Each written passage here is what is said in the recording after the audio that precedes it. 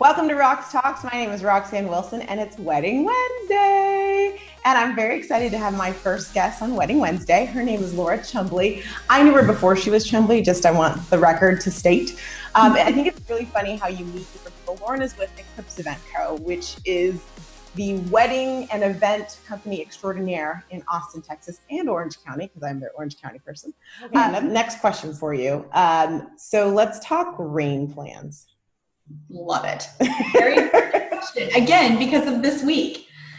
Texas is crazy. I feel like in California, I just don't know if you all get as much rain. But we didn't until this year. Yeah. Sometimes the drought is not horrible, but yeah, I get that we get when we need water. This is I'm grateful that we picked this week to talk.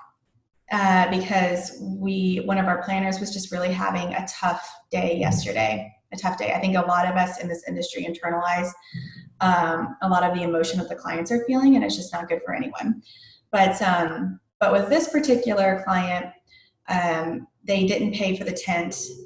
They were supposed to pay for the tent on Friday, and they called on Monday, and all the tents were gone because Monday, basically you have to make a decision ahead of time for a rain plan, right? My advice is, if you have a ceremony or a reception that cannot happen with your plan A, if it rains, then you need to budget in the beginning for your rain plan. And maybe that with the rental companies we work with, I think they might be similar in California as well, but you pay 50% of that tent and you can just wave goodbye to it. They're like, oh, it's fully refundable until 2 weeks prior. I'm like, you don't know what the weather is in 2 weeks before the wedding? That's so irresponsible. Like, just say it's non-refundable. That's true. It's an insurance policy. It is worth every penny because there are only so many tents in whatever city you're getting married. There's a finite number of tents, or there's a finite number of employees that can drive the truck to get the tent set up. Once they're booked, they're booked. So they may have another tent available, but they don't have any staff for it. And you cannot set that up yourself.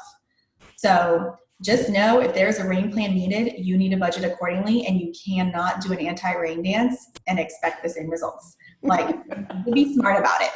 Either find a venue that has a built-in rain plan or budget a few $1,000s, which it is a few $1,000s for the first deposit. For that big old tent, if it's a big old tent needed, and that's not going to include the sides. It's not going to include the lights in it. The rental companies that we use, they literally just need you to pay the deposit on the shell. All the pretty you can worry about later if you need to call it. And normally you have to call it here by 72 hours prior, which the weather can be dependable by then. But yeah. Don't be that person on Wednesday trying to find a tent. You're just going to give yourself a migraine. Yeah. It's just a hard reality, but you can't, it doesn't behoove you to ignore it.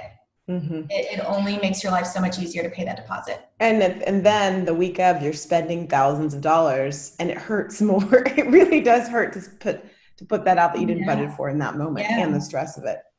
Every penny you pay, I feel, the week of your wedding feels like 10 times as much. Like when you're in the beginning and you're a year out and you're like, sure, whatever, we're already over budget.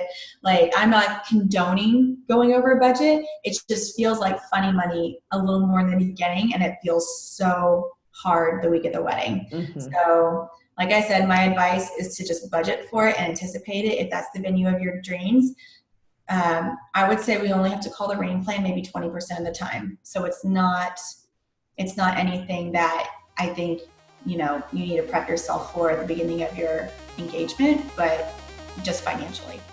That's all the time we have this week, but be sure to check back next Wednesday when we continue our conversation with Lauren and get you some great advice from two wedding planners on all things weddings. If you have a question you'd like us to answer on Wedding Wednesday, please email me at roxanne@roxannewilson.com.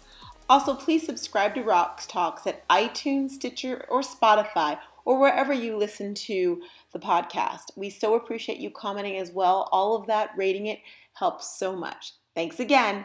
See you next time. Bye.